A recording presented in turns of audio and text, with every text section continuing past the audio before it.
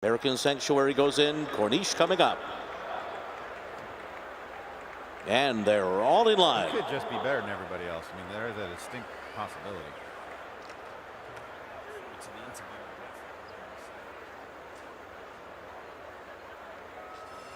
They're off in the Breeders' Cup Juvenile. Corniche had a very good start from that far outside post, and he will go to the front with stablemate Barossa, and then Papa Cap on the inside.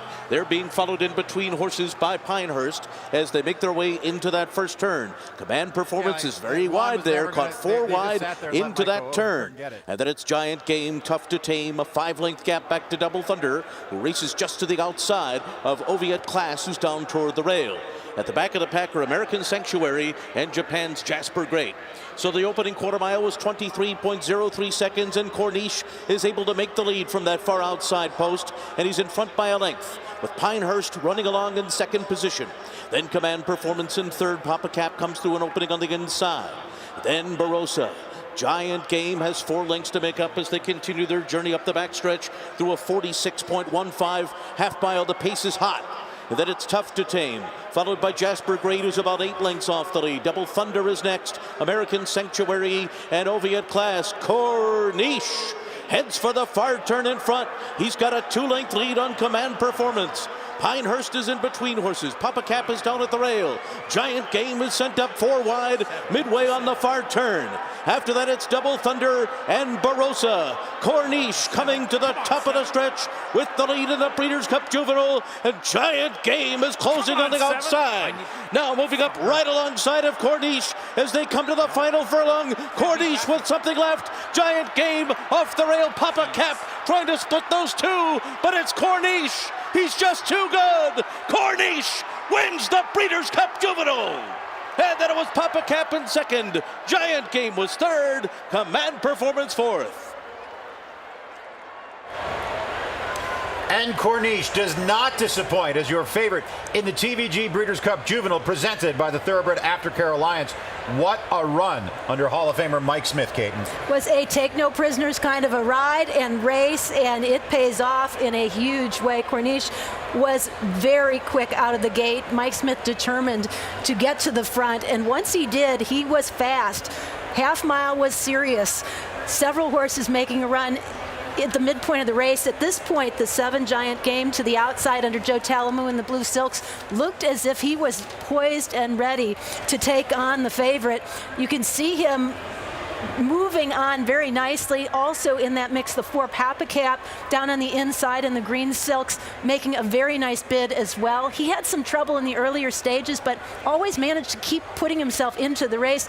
And right here, I would have thought Corniche would be tiring, but he seems to get a second wind. He's going to do so well going into his 3-year-old. This is a true Hall of Fame ride for jockey Mike Smith, who over the last year or so hasn't had the number of mounts that he normally would have. He was part committed from the get-go, and you can't second guess yourself once the gates open. He was committed into that run into the first turn. He broke from post 12. By the time they went into that turn, he was on the lead. They ran a second faster the first half mile than the fillies, Mike. Phillies 47, Echo Zulu 46 and change here.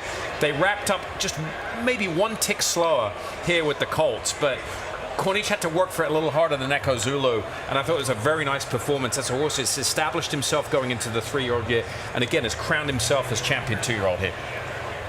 Another Keeneland graduate finding its way here to the winner's circle at the Breeders' Cup, an occurrence that has become commonplace.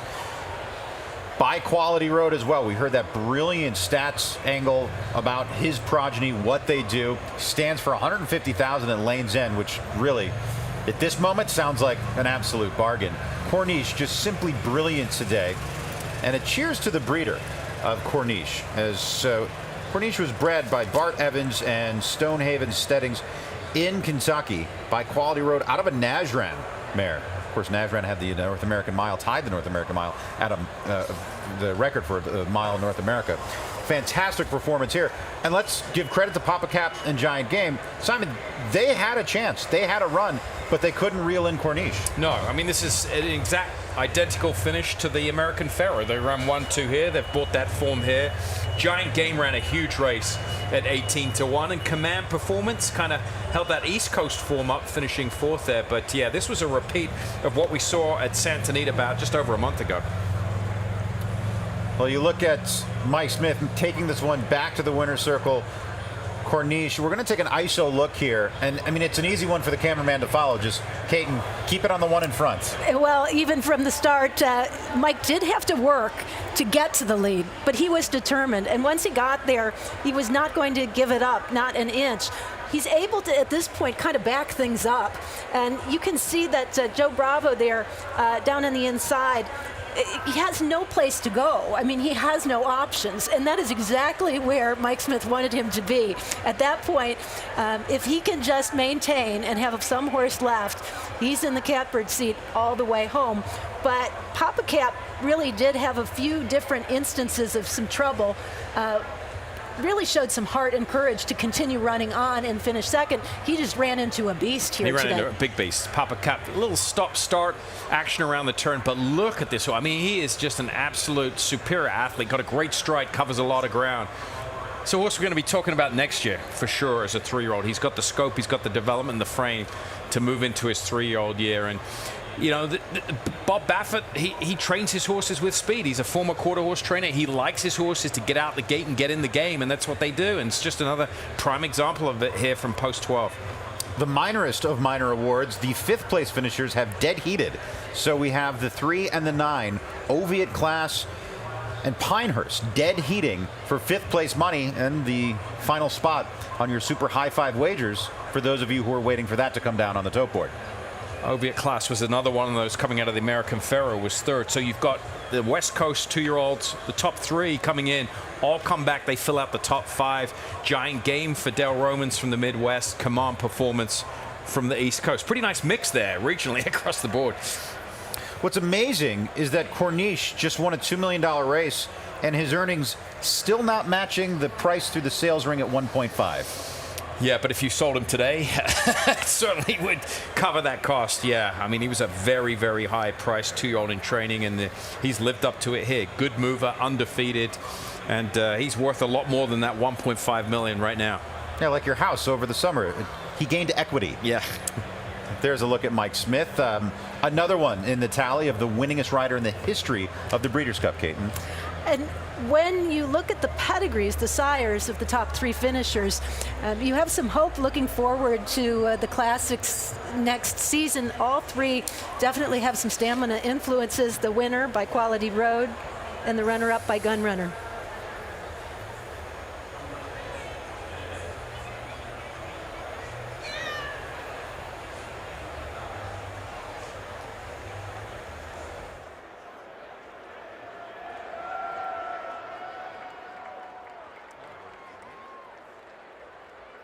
Getting text saying that our mics are going on.